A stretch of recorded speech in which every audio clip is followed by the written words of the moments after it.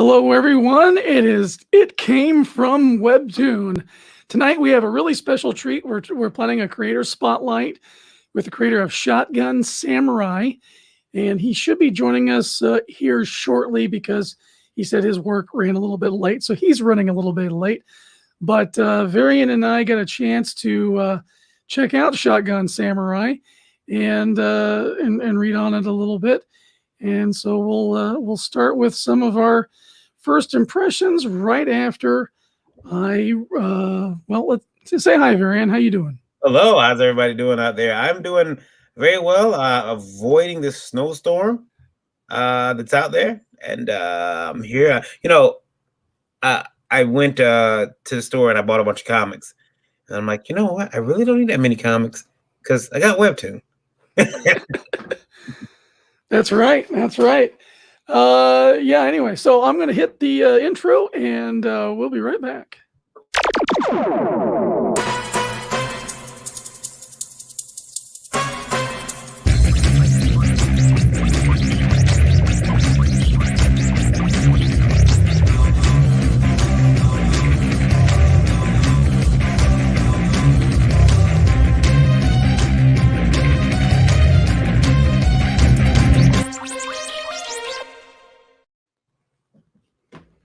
All right, so I just checked a message from him, and he said should be 15 minutes at the most. So that's 7 minutes into our time already. So he should be joining us pretty shortly. Now, well, for those of you who don't know, my name is Eriks Hodgson. I'm the host of this show. I'm a creator on Webtoon. I have a comic called Dreaded Dinosaur Man, which I sorely need to get back to. In fact, Varian and I were discussing in the back room here how it's been 2 months since I put out an episode, and when I wrote that in a chat somewhere, and I looked at it and I read that back to myself, and I'm like, you've got to be kidding me. I fell off the wagon again. And, and it's not for lack of trying, because I do have it's still plotted out. I just haven't been able to get back to it. I got work coming in to pay the bills and other stuff that's kind of getting in the way. And I really got to figure out a way to clear that out so I can get back to telling the story. It's one of those, I was talking to my wife about comics and was saying, back in the days of the guys we idolized, your Jack Kirby, Steve Ditko's, those guys were drawing to pay the bills. Yeah. And so they were, almost at their tables 24 hours a day, 7 days a week, I'm told. And, we have this luxury now. We don't have to do that much, but it also comes at a price. Like, you get a lot of stuff. You got commissions. People are commissioning you to do their works on deadline. Mm-hmm. So what you would really like to do is to begin to suffer. And, it's one of those trade-offs. It's like, man, I really want to get to work on my comic, but I gotta do this work that pays the bills. It happened when I started Dreaded Dinosaur Man back in 2018. Mm-hmm. I then got this great opportunity to do Roddy Piper, the Kilted Avenger, and for Mess Bucket Comics and Pro Wrestling Tees. And that fell in my lap, and I had to shelve Dinosaur Man because this was a 52-page graphic novel, and it was the largest piece of work I'd done in a long time. And I'm penciling, inking, and also laying down the flats for the colorist. And having to do that and go to Comic Cons back when we still had Comic Cons, because the Comic Cons were paying the bills. Yeah. And Roddy Piper, it's one of those. This is a huge. It's starting to pay dividends now. It didn't really pay me to do it. Like, I didn't make money to make the book, but it's opening up doors like you wouldn't believe. We've got a couple other wrestling projects in the works at Mess Bucket that I can't talk about yet because nothing's been finalized. But it's really exciting to see. It's like, here's this legitimate, awesome thing that we did, and people see that as proof in the pudding, and that's what opens doors for you. Yeah. You spoke about the Comic Cons. Yeah, man, the Comic Cons take so much time out of just the planning, because we just don't show up to these events. I know a lot of you don't believe it, but we plan our Comic Con attendance, and there's driving down. Yep. You don't have a lot of time to work on stuff. So the cool thing, though, Eric, is that when you're doing something like Webtoon, you can do it digitally. Mhm. Whereas, you're no longer lugging around big boxes of paper. Okay, I'm working on this page now.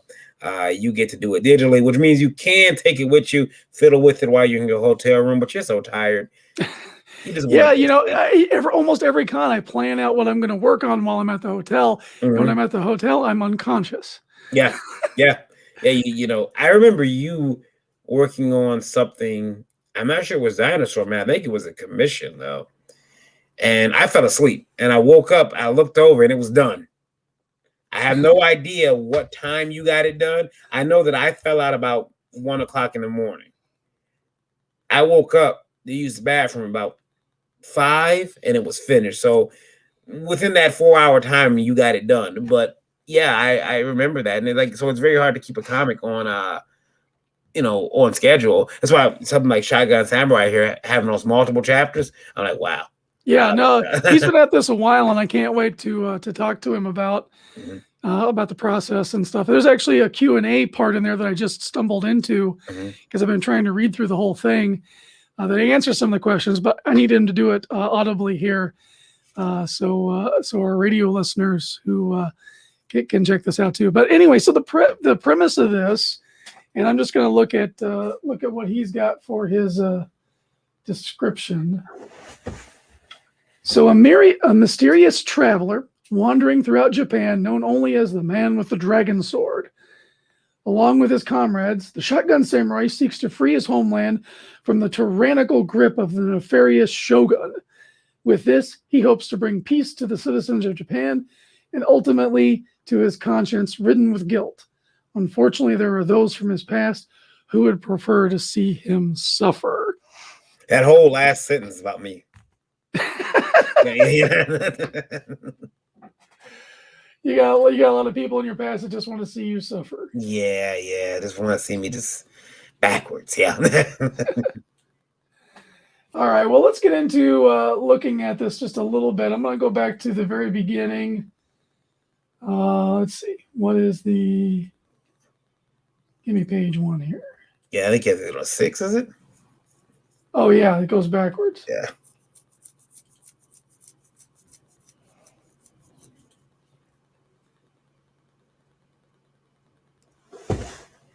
So in the very beginning of this, we're introduced to Shotgun Samurai, and we're introduced to this character, George, who I actually really like George. As I read through this story, he's the comic relief. He's the, he's kind of the Kevin Hart of the trio. Yeah. I thought, you hear the title Shotgun Samurai, and you think, okay, this is going to be very interesting. I mean, shotguns and samurais. That's awesome. It's like Cadillacs and dinosaurs. Yeah, exactly. So, and it didn't disappoint at all. But go ahead. I'm sorry. No, I was just kind of agreeing with you that it's like those, gosh, again, he's got this whole little section where he kind of tells about how him and his friend came up with it, and it sounds like something like you and I would do when we were younger. Yeah, you tell stories with your friends and you come up with cool ideas. I think a lot of people probably got started in this business doing that kind of thing. But it's just an interesting thing. You got a samurai in feudal Japan walking around with a shotgun. So I can't get over the fact that how did he get the shotgun? Yeah. There was a blunderbuss back then, going historically, but yeah, I think that's one of those things where you just gotta. This is a story. I'm gonna just chill out and enjoy. No one wonders how they got the shotgun. Just So the art is black and white. There are some color scenes strewn throughout, especially in later chapters. He does like some bumpers and stuff, and it's interesting because you can kind of see an evolution of the art. The art style is kind of cutesy, kind of simple, but there's a lot of panels that he's really pushing himself. I'm not sure if the creator is the artist. I know there's two people involved, a writer and an artist. I'm not sure who we're talking to tonight, but you can really see where they're really pushing their capabilities. And there's some really interesting panels and fight scenes throughout this story. Yeah, there's a fight scene, and I want to say this too. The cool thing about this is it's action. It's not violence. It's action. Yeah, because they're so like I draw violence, because I don't know any other way. I've been raised by bad movies. This is action. There's a scene where he's dispatching. There's a samurai. He's dispatching some guys who are being ignorant, and it's not what should be a very violent scene comes across as, oh, that was fun. That looks fun. I also like the way that his episodes all make like pictures. Yeah, exactly. Yeah, it's pretty cool. There's several different chapters and there's different characters. So we've got the Shotgun Samurai, we got George, the lovable little fuzzballer, and then there's Tofu, the female ninja, who starts out as you think she might be a villain of the story, and they end up teaming up pretty early on. And she's got an interesting backstory as well. Everything kind of leads to this Shogun, which, like, half the time when I'm reading it, I read Shogun, I just read it Shotgun because I've already been prepped for Shotgun. So I kind of got to stop myself as I just get a little bit ahead there. By the way, I think he needs to send us shirts with just that logo on it. Yeah, it's a really cool logo. Yeah. But one of the main reasons that we're having him on tonight is he's actually putting together an Indiegogo to do a print book of Shotgun Samurai. Okay. So looking forward to learning a little bit more about that. You're taking it out of the Webtoons medium and putting it into print. That presents a unique set of challenges because the formatting is just different. Yeah, and that'd be a good question to ask him too. Is like, so you're doing this. It looks good as a Webtoon laid out, but you've planned this for a book too? Is this, or is he doing what I'm doing, which my book isn't going to be the Webtoon? It's going to be related to it. Yeah. But it's not. I'm not reprinting the Webtoon. Right. Because for Dreaded Dinosaur Man, I try to keep the Webtoon as one complete story, and all of the other books that I would publish kind of lead into that. So it's like that's the jumping on point, and that leads you to all this other good stuff. Mm-hmm. However, I believe that Vij may be aware of the format change. Just I think he's aware that, hey, something's different about today. All right, now here we have the man, the myth, the legend, the creator of Shotgun Samurai, DonkeyMadness. Oh, hey, how is it going? Good to meet you. Yeah, good to be here. So we read through as much as we can of Shotgun. So you have a lot of chapters here. I started reading it 2 days ago, and really loving the story quite a bit. You've got a lot of interesting things going on here. Kind of give us, I know, and I've already prepped the audience that you do some question and answers throughout in the middle of the book on Webtoon. But can you kind of give us a brief of that, of the how you came up with the character, the stories, and what brought you here to Webtoon? Okay, so basically, it's an interesting story. Back in college, me and a friend of mine, you see him in the Q&A. It's me and him. We're kind of like a duo in terms of writing the story. And he was going to do a presentation on cosplay in his public speaking class. And he was not going to dress up as anybody. And I was like, "What's wrong with you? How could you not dress up as anybody? And you're talking about cosplay." So, and he was like, "I don't have any costumes," but he had the Japanese robe because he's Japanese. And I was like, "Well, you have that, and I have a fake shotgun.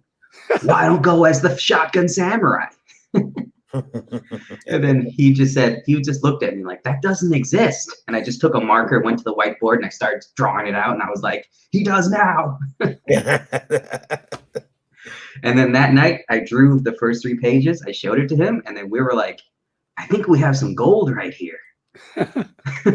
So we just started writing the story, and I started drawing it, and bam. That's great. Hey, and Barry and I were talking. This, your scenario reminds me of when I was younger, coming up with some of the ideas, because we'd always like fool around with each other, with our friends, and come up with this crazy zany stuff. And Mhm. yeah, and I just wonder, like, that seems like a really universal shared experience among comic creators. Yeah, just Yeah. like messing around with your friend and suddenly, bam. Boom, Yeah. there's an idea. Yeah, Yeah. a friend of mine, he and I created this ridiculously intricate yet massive universe in high school of these Mhm. characters, and it started off with 14 characters and then spun off into like just so many different areas and different characters and the future, and it was like we had it was rad. It was bad. It was it was really bad. But you know, it's one of those things, those shared experiences. Then you start getting old and you start making more adult versions of those characters. Mhm, mhm, mhm. You know, Yeah, but that's always like the best part is when you yeah, just like the ideas are just like burning up in your mind and you're just like yeah. spitting them out. A lot of car rides, you know, going Mhm. from going on the way to school, the way from school. Hey, we should, you know, we should do this, we should do that. And he was putting that over my house. And I remember me and him would toss ideas back and forth because I had a bunk bed. And so we'd sit there and toss ideas back and forth. It was really cool. Very creative atmosphere. But this Mhm. year, I mean, first of all, when you said Shotgun Samurai, you had me at the title. I need that on the shirt. And I would rather pay you guys for the shirt, but if I have to make it, I need your permission. Well, I will look into making a shirt then. Cool. And I will let you know. All right. Are Now, you a shirt designer? no. I just being a comic book creator and then having Indie Vault, I like wearing shirts of comics, and it's like, you know what, that would be a cool shirt. I mean, because this Shotgun Samurai logo is just cool. You put that on the shirt, people look. I gotta know where that's about. Yeah. What is a Yeah, I gotta Shotgun do that. Samurai? Yeah. Yeah. I got to get into the merch world. Yeah. Yeah. It becomes a big part of it once you start, getting a fan base that's really built. And you've done pretty well on Webtoon. Actually, your numbers are pretty impressive for being stuck in canvas with the rest of us, because it seems like it's so hard to get eyeballs on your comic once Any you're kind of there. recognition. Yeah. That's one of the reasons why I started doing this show. Is I was reading Webtoon, I'm making a Webtoon, and I'm like, there's some good ones in here, but it just gets lost in a sea of garbage, it seems like, or people don't want to take the time to go through everything and find out what's good. So we made a show dedicated to, like, hey, we like this, maybe you'll like it too. That's awesome. Yeah, I was actually back when I was uploading most of this, I was thinking about, like, why isn't there any shows like this or something? I was like, I want to advertise my Webtoon, but I have no idea how. Yeah, exactly. So why did you come to Webtoon? Were you already like reading comics on Webtoon before you started posting here?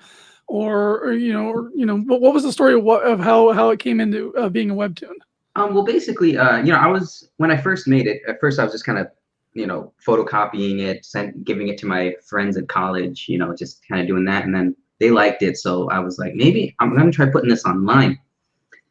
And, I tried other webcomic places, but there was like almost no traffic. And I had no idea how to like get traffic to it.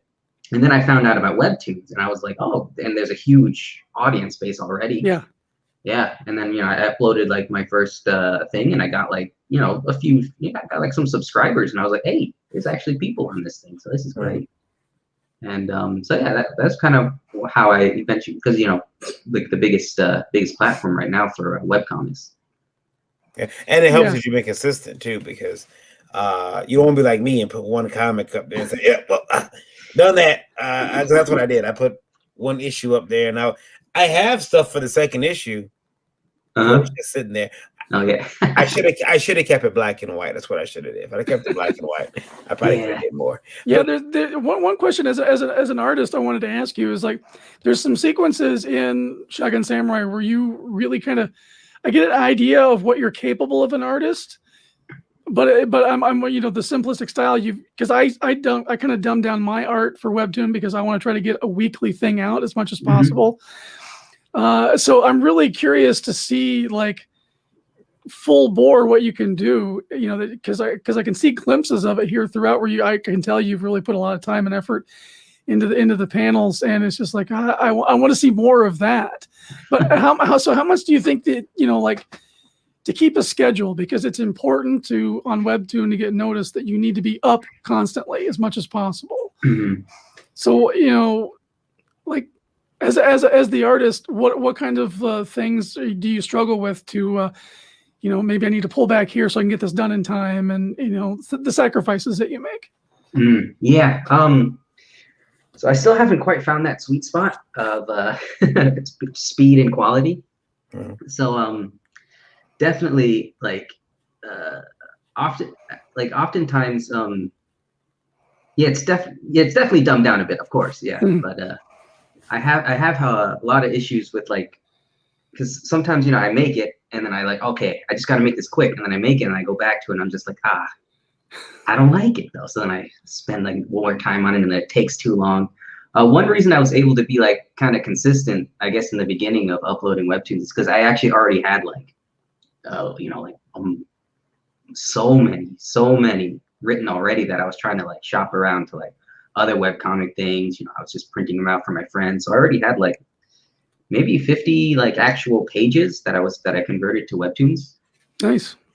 So that I was able to just divide them up into little chapters to upload them consistently. So that in the beginning, that was why I was able to be consistent in the beginning. But once it caught up to my artwork, that's when my upload speed started to slow down a lot. Yeah. Yeah. Because I was mentioning before you came on that there's some scenes in there. There's one where one of the samurais, he dispatches some guys who are you know, aggravating him, and it comes across as action and not violence, and that's a pretty unique skill to learn and to be able to do, because like I joke, but it's true. I draw violence. I draw like something parents say, I don't know if you could read this, I tell the kids, but yours came across as action, and it's not because it's black and white. It was just, oh, that was a fun sequence. You know, really? I'm gonna look through that again. Is that something that you're aware of when you're doing it, or just something that you just, you know, you've been influenced to do through, you know, your influences? I'm guessing there's some manga influences here. What do you think? What do you think? Is that something that you strive to do, or are you trying to scale back the violence? Or, and obviously there's no color, so there's no blood. But yeah. In the beginning, I was trying to scale it back and kind of more focus on you know, I guess like the action, and just kind of, because I wasn't sure how because, you know, I still didn't really have an audience yet, so I was kind of just giving it to my friends. I wasn't sure how they would react to like just seeing like ultra violence and like gore and all that stuff. So that's why if you see a little bit later, I kind of get a little bit more, I guess, free with like the blood and. Well, like, see, there's a guy's arm found over there, but it doesn't, to me, it doesn't read as like, oh my God, his arm. It's like, cool, there's an arm. Oh, I see. You know, it's, you know, yeah.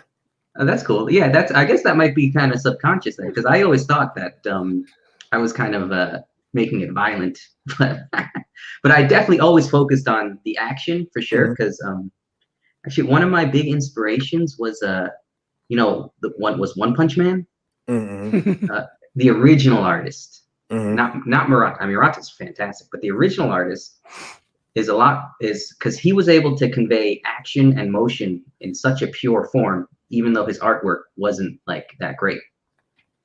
So, and then I noticed, like, so it's mostly about the action and the movement that really catches my eye. So I really wanted to focus on getting action and movement and that kind of like speed in like my art. So I guess that might be why you see. You know, I think you're getting there really well, because when I first started reading this, I was like, the art's not that, you know, I may not like this, but the story hooked me, and your use of motion, especially in some of these later sequences, like this panel that I got up in the screen here, this sticks in my mind. This really impressed the hell out of me.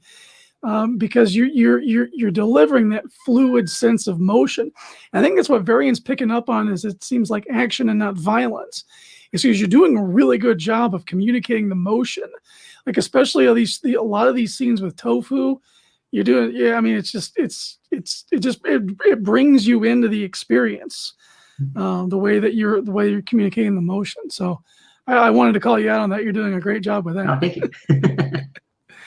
Well, I'll take as many compliments as I can get. Well, yeah, tell me a little bit about this panel. Like, this is a complex thing. We see this a lot in manga with these different action sequences. This is something that I know I would have trouble planning out. So tell me a little bit about your thought process. And for those of you who are listening on Indie Vault Radio, I'm sure Varian will give us the numbers here shortly. He's got one of those motions where you've seen the multiple arms of the protagonist and the antagonist kind of going at it, and they're moving around, but this is one still image. So it's lots of little different drawings and blurs and smudges, but it creates this nice sweeping motion as she's ducking under Slingshot's gun and coming around and delivering a blow. Oh, thank you. Yeah. So basically, I guess my thought process behind this was at first, like, because I wanted to make like a fight scene, like a kind of like a quick, just kind of like back and forth between them two. But I didn't want to make it like all drawn out and like just like 5 or 6 panels of just like them going back and forth, because I thought, it might get kind of boring, and also it takes it's a lot to draw for just something happening so quick. And I wanted to convey like the speed and the motion. So I thought, why don't I? Because I've seen stuff like this in like Dragon Ball and in like animes of like that. So I wanted to try and draw that in a in this panel, and I looked at a lot of One Punch Man to see how Murata, the new guy, how he did speed and how he did motion, and yeah, I mean it was it was quite a lot to plan out, and I thought it was impossible what I was trying to do when I first did. I was like, I can't do that. That's impossible for me to do. But I just sat down and I was like, I have to. There's no other choice. Yeah. So then, and I got it to a place where I liked it. That's always the struggle, isn't it? You get it to a place where you're happy enough to put it out there. Because when I was in art school, the best piece of advice that a teacher ever gave to me is like, no work is ever done. You just reach a point where if you keep working on it, you're going to fuck it up.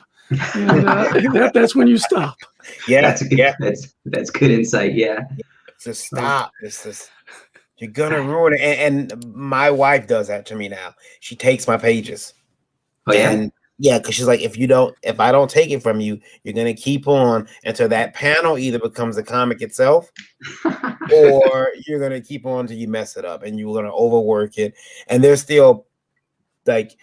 Yeah, she has another name for it now. She calls it. I won't say the name because she named it after an artist, and I won't say that online because that artist don't know his name and be like, "Hey, why is your wife picking on me?"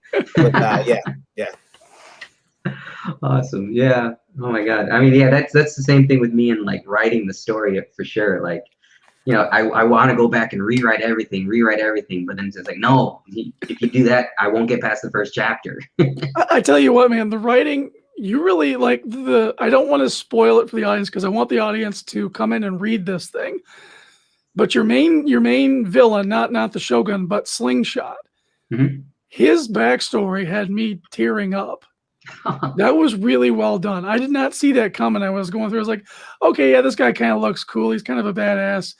This will be an interesting dynamic between the two. But then you get to his actual backstory, and it's so freaking sad. And that's one of the things that they do in animes. They give you the backstory of the villain in such a way that you sympathize with him all the damn time. Yeah. And you that's a great job on that with the writing. Oh, thank you. Yeah, that was I really that's exactly what I was going for. I'm glad that it conveyed that way. Edwin, thanks for checking in, Edwin. Oh, hey, Edwin. Hey.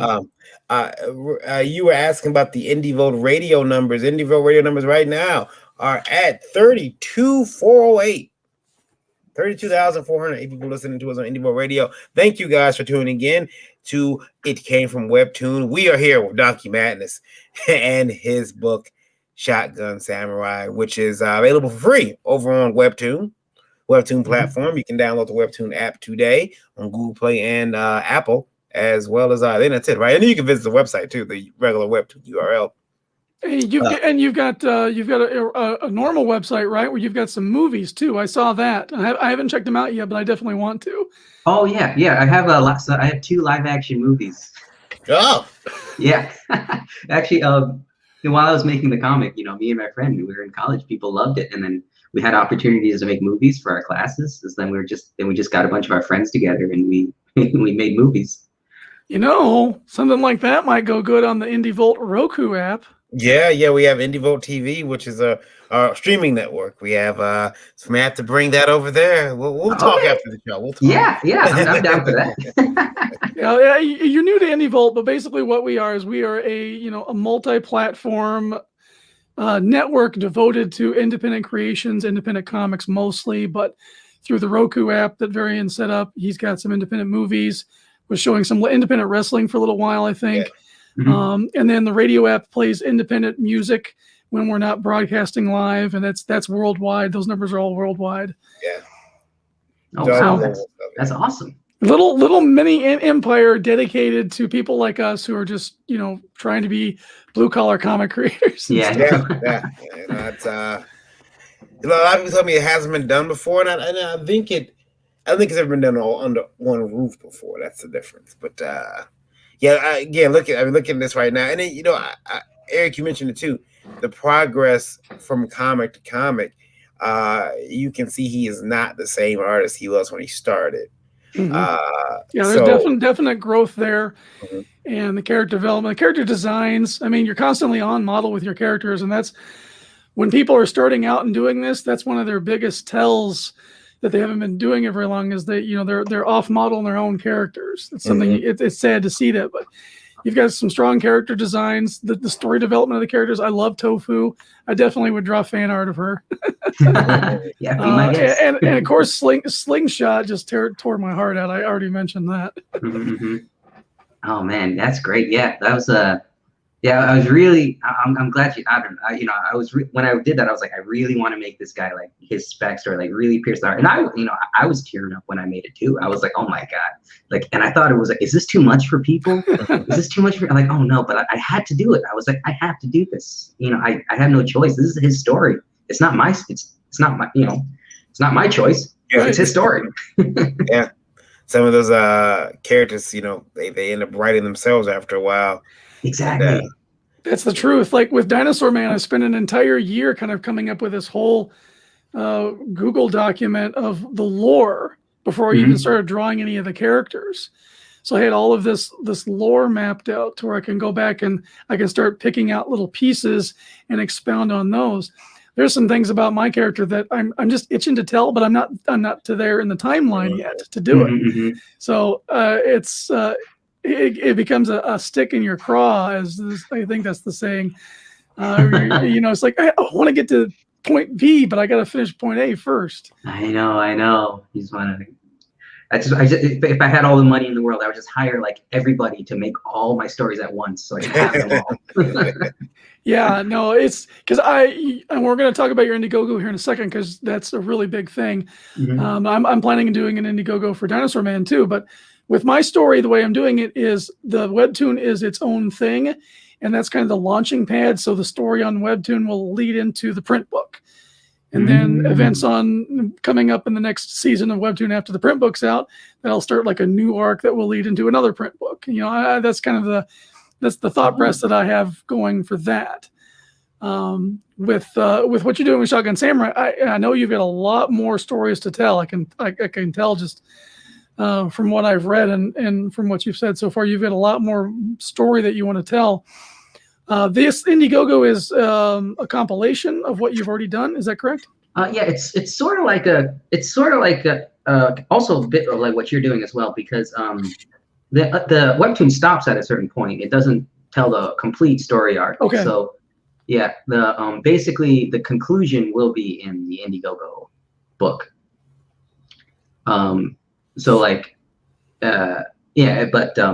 It will be everything else from the Webtoon, and I will go back and retouch up some of the writing and do something like that, kind of make it more like neat. Cool.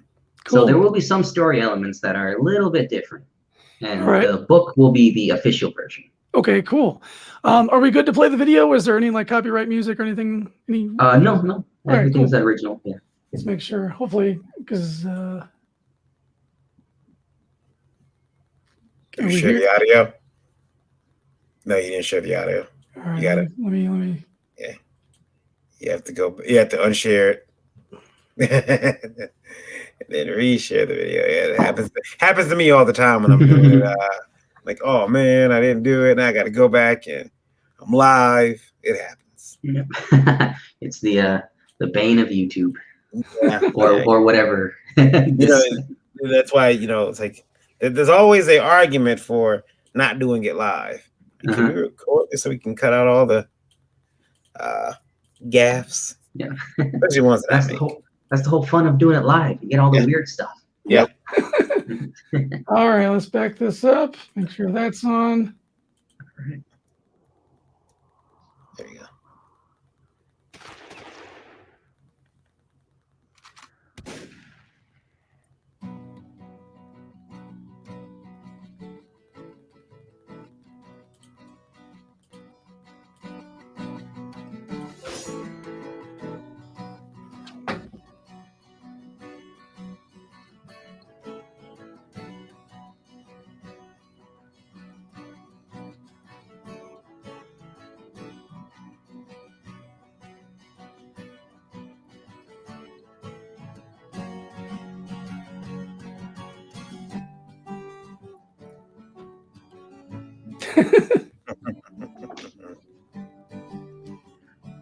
George is great. Thank you. I love George.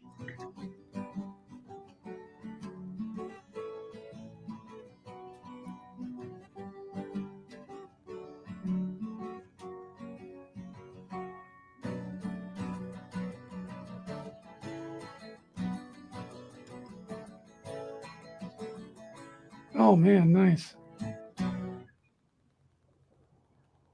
Cool. Very, very, very cool. Yeah, I'm smiling ear to ear because I can see some things that you've tweaked in that video and some new stuff, and yeah, that's exciting. So even the video, Eric, I'll tell you what vibe I got from the opening of the video. He's flashing the scenes and then the big words. I'm like, reminds me of Neon Genesis. Yes. Yes. Thank you. That's great. Yeah. That's exactly what I was going for. Yeah. It was, by the way, Neon Genesis has, if you haven't seen it, has one of the best openings of an anime ever. I don't care what anyone says. It still holds up. It's still no anime has ever got me hyped up to watch it. Hell yeah, let's kick some ass. And also, and that's funny because I have the hardest time getting you to watch anime. Me? Yeah, you. Oh man, I used to watch it a lot. See, the problem was everybody used to watch it, but it's like I tell you about Demon Slayer's like, Well, yeah, it's funny. I was weird. I think I was a bit of a hipster because I was like the anime before it was cool. But no, it was like when it was a little small section at FYE or something, one shelf, and you had to sit next to the perverted guy who was like buying all the tapes of the like all the Sailor Moon tapes, and you were like.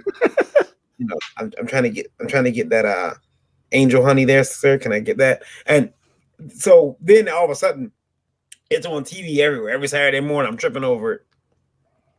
Then I kind of fell off. I'm like, okay, I'm not. But there are those ones that have kept a special place because they were awesome. Angel Cop, that was violent. Captain Harlock was my first. Yeah, Captain Harlock. Technically, I guess my first. Do we count Speed Racer? Yeah, the Speed Racer would count. Definitely. I mean, that was forced upon me though. That was like, here, you're gonna watch this. Oh, okay. I was a kid. Voltron. I mean, yeah. I love this art. Now, this you have guest artists on here too. Yeah. Okay. That's this is a beautiful, beautiful cover piece here. Who did this? He goes by Mangaka Odi. Okay. I don't know if you heard of like Xenotype or anything, but what it reminds me of? It reminds me of one of those old Nintendo covers. Yes. Or even the arcade side cabinet. Oh yeah, it does look like that. Oh, that'd be awesome having a Shaken Samurai. I get Hamaru vibes from Samurai Showdown from your main character. I do love Hoamaru. I played with that. Yeah, he was pretty much the only character I ever used too. I was usually whatchamacallit. I was actually Nakaruru. Yeah, the girl with the bird. Oh yeah. I had a Hamaru statue, Oh, awesome. and he's got was it the water bottle he was holding on to, like he had on his back. Mhm. But I had that, and then I went and got a Mitsurigi figure and had him facing with the sword. And a friend of mine got really upset. Don't do that. Don't do that. And he would, because he didn't want the figures facing each other. I'm like, what, dude? They would totally fight. It's like, no, they be friends. They have a Hoamaru and Soul Calibur now, so they will. Yeah. They will fight. Yeah, exactly. That was the cool. Hummer and Soul Calibur, and then Mai in Dead or Alive. Oh yeah. Yeah, that makes sense. Yeah, I'm just geeking out. It's like, okay, now you just shut up and take my money. You know? Yeah, come on. Now put Goku in Smash. Come on, guys. Yeah, that would be so sweet. I know. When they had put when Street Fighter crossed Tekken, for me, I was like, really? Are we gonna do this? Are we doing? And that game, I think I played that a little bit too much. I think my wife hid the game with me for a while because it was not coming out the system at all. Look at that. That's nice. I like that. Yeah, This is fantastic. Yeah. Joe Ball, we know him, don't we? Seems familiar. Yeah. Yeah, he's done a lot. He's done a lot of stuff, especially in the indie circuit. He's pretty. Well, he's CG. Duh. Okay. Yeah.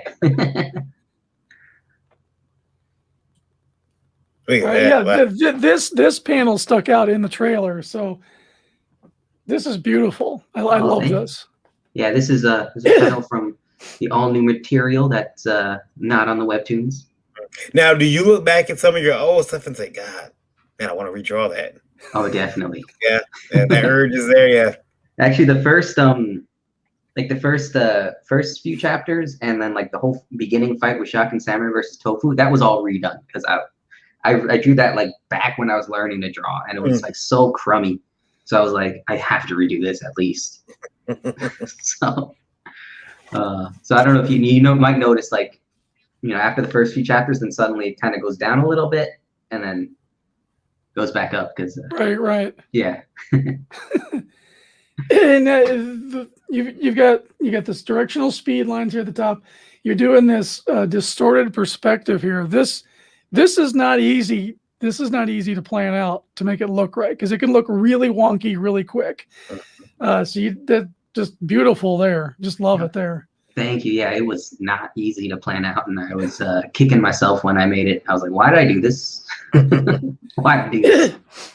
One of my favorite anime creators, Studio Trigger, they are blatant, just like shoving it in your face. Look, we can distort whatever the hell we want, and it looks awesome. Because they do things on there. I like freeze pan. I was like, I do not have the guts to try to draw like that. I know. Yeah. Yeah. And so it's an inspiration to me because I see you're pulling it off, and it's great. Like you get the speed and the motion in a 2D image so well with like this panel. It's just like this is a truck end shot from a red cinema camera, just needing to happen. Oh, thank you. Yeah. Oh man. Yeah, there was a lot of areas where that drawing could have went wrong, and you didn't fall in any of those traps. So that's cool. Oh yeah, I mean, believe me, it went wrong a lot, and I just had to keep redoing it. Yeah. Is this mostly digital? Or you drawing physical? It's digital, yeah. Okay. Clip Studio, am I right? Yeah, thank God for Clip Studio. Yeah.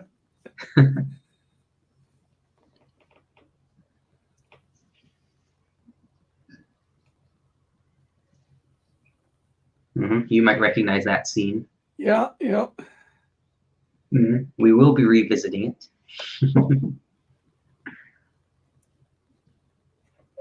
Yeah, when has there been any thoughts of maybe coloring it at some point, or did you keep it black and white just because for speed and make sure that it got out in time?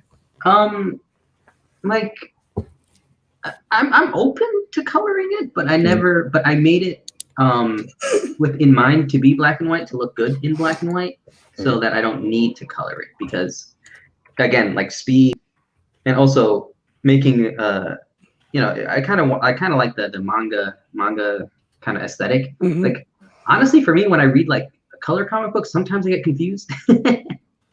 There's like there's so many colors everywhere, so I kind of like the simplicity of black and white. It really depends on how somebody's going about coloring it. Like I use a lot of bright colors and stuff. Mhm. I saw a comparison between a Conan page, the original Conan page from the 60s, and then a recolored, remastered one that Dark House put out. And the realism colors just flattened and killed the energy in that the original page had. Oh man. Same lines and everything. It's just like you go from that simplistic, you know, the four color process stuff, where they had to work within those limitations to still convey the, you know, the story of what's going on here. And with those realism renders, it just kind of kills that energy. So, you know, and that's one of the reasons why really good black and white just never needs color. Is it just because it captures that energy? That's the stark contrast. I think just really capture the energy well. And if you over render something, it just kills it. Yeah, I'm a big fan of color in comics, but there's some pieces I've seen, the ones I see the black and white, I'm like, oh no, why they color it? I know, right? Yeah, for me, like if I color anything, it just kind of looks like mud. So I'm like, I need to. I'm sticking with black and white for now. I might be half colorblind. I don't know. So yeah, your campaign ends with 21 days. Eric, did I see it? Yeah, it ends in 21 days. This is a really cool image here. This Jose Garcia one. Yeah, I'm gonna actually update my campaign because I'm getting a lot of people. They want this as a cover. So heck yeah. Yeah, I hired him to make a trading card for me. I was like, oh, I want another trading card, you know, as a stretch goal. And then he gave me this, and I was like, this is amazing. Yeah. I was like, and then everyone saw it, and like, this needs to be a cover. And I'm like, I know, okay, I'll do it. So I'm probably gonna update that tonight after the show. That's cool. That looks, you know, so much amazing art from the campaign, and it's and you know, again, you got the it's free. What's wrong Webtoon? It's not even asking for like you to, you know, obviously get the Indiegogo campaign, but you know, a lot of the content is free. Over 50-something issues for you to read. I mean, but you've got to get the Indiegogo if you want to hear the end of the story, right? Yeah. There you go. Yep. So yeah, you can't have it all. Yeah. All right. So that Jose Garcia, you're gonna make that a cover. What tier do I need to buy into to get that cover? Yeah, I gotta figure that out. I need an Indiegogo manager. I don't know. Don't we all? I mean, everybody. If we especially in the comics community, we all share information and talk to each other. But you just never learn until you do it. I know. That's kind of why originally I kept this campaign a lot more simple, because I kind of treated this as like, okay, I'm learning, because I don't want to overwhelm myself. That's why it just had like two books, you know, one book. And then I actually had like old copies of an early print run that people started asking about, so I added that. And so but like yeah, so I'm thinking I have two ideas. Either one, I'm just gonna put it a separate one, like just say like, hey, you know, if you want the cover, just add this on.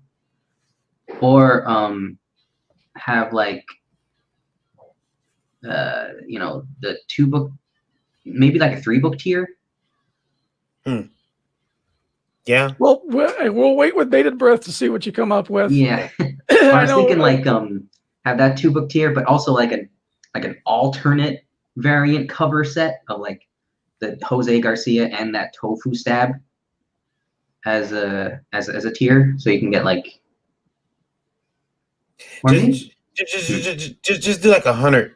Just like $100 tier, everything in there. Well, yeah, whatever you want, $100, take it. Well, so we'll if it's not a cover, is all this art going to be collected in the edition too, like in the back or anything like that, or?